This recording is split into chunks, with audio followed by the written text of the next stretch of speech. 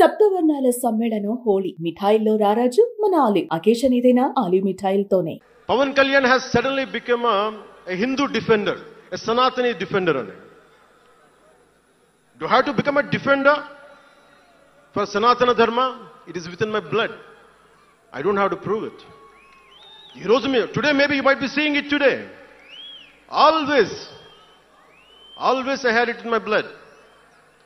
నేను 21 years లో కూడా 14 ఏళ్ల వయసు నుంచి right from the age of 14 I was doing దీక్ష. 14 సంవత్సరాల నుంచి ఎప్పుడు అయ్యప్ప దీక్ష చేసేవాడిని. మొన్నే మా అన్నయ్య, మా నాగబాబు, మా అమ్మ, నేను ఒక ఫోటో చూపించారు ఎవరో. నేను కాషాయ బట్టలో ఉన్నా. మా అన్నయ్య, మా పెద్దన్నయ్య, మా చిన్నయ్య, మా పెద్దన్నయ్య, మా అమ్మ నవ్వుతూ ఉన్నారు. నేను ఈ ఫోటో ఎలా పెట్టానంటే ఏంటి జీవితం, వైరాగ్యంతో ఉండేవాడు. అంటే నేను నా ధర్మం మీద నాకు అంత గౌరవం. సో నాకు మీరెవరు కొత్తగా సర్టిఫికేట్లు ఇవ్వాల్సిన అవసరం లేదు. నేను మీకు ప్రూవ్ చేసుకోవాల్సిన అవసరం అంతకంటే లేదు. అంటే చిన్నప్పుడు ఎలా ఉండేయండి పరిస్థితులు, ఏదైనా మాట్లాడదాం వీళ్ళందరితో అంటే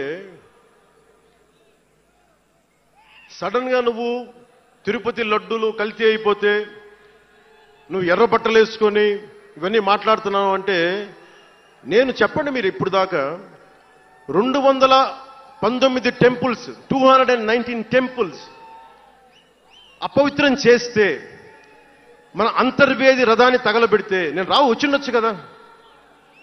రామతీర్థంలో రామచంద్రుల వారి విగ్రహాన్ని తల నరికేస్తే నేను బయటకు వచ్చి గోల చేసి ఉండొచ్చు కదా. ఎందుకు స్టేట్మెంట్గా పరిమితం అయ్యాం? చిన్నప్పటి నుంచి మా ఇంట్లో రామనామ జపం ఉండేది. మా నాన్న ఉమ్మడి కమ్యూనిస్ట్ పార్టీ సభ్యుడు, ఎథీస్ట్ ఒకప్పుడు, టీన్స్లో 20లో. ఆయన మరి ఎలా మారిందో మనసు తెలియదు కానీ విపరీతం రామభక్తుడు అయిపోయాడు నేను పుట్టేటప్పటికి. మా ఇంట్లో ఎప్పుడూ రామనామమే ఉండేది. ఆ రామనామాన్ని జపిస్తూనే నాకు జబ్బు వచ్చినా మా నాన్న రామనామం చెప్పేవాడు. అలాంటి రామనామం జపించే మాకు రాముడి విగ్రహం తల నరికేస్తే కోపం రాకూడదంటారేంటి మీరు? ఇదే మీకు ఒక మహమ్మద్ ప్రవక్తకి పవిత్ర రంజాన్ మాసంలో మహమ్మద్ ప్రవక్తకి మీరు ఒక మాటని దూషించగలరా? దూషించి బతకగలరా? అల్లాని ఒక మాట అనగలరా? జీసస్ క్రైస్ట్ ఒక మాట అనగలరా? మేరీ మాతని ఒక మాట అనగలరా? కానీ పార్వతీ దేవిని తిడతారు, లక్ష్మీ మాతని తిడతారు. అంటే నువ్వు ఇస్లాంకి అపవిత్రం జరిగితే మాట్లాడితే సెక్యులరిజం,